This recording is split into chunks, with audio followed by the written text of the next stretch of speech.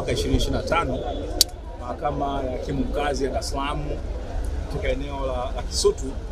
ilikuwa inasikiliza kesi ya matumizi mabaya ya mtandao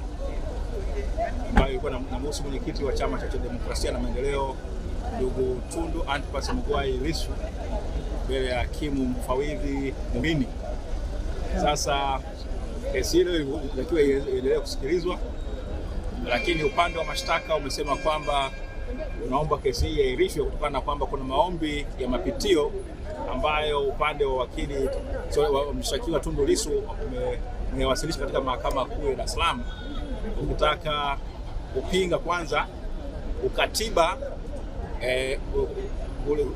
kufanya kurejewa kwa uamuzi wa mahakama hii ya hakimu mkazi wa Dar es Salaam ya kutopeleka faili la kesi hii katika mahakama kuu ili uamuzi wake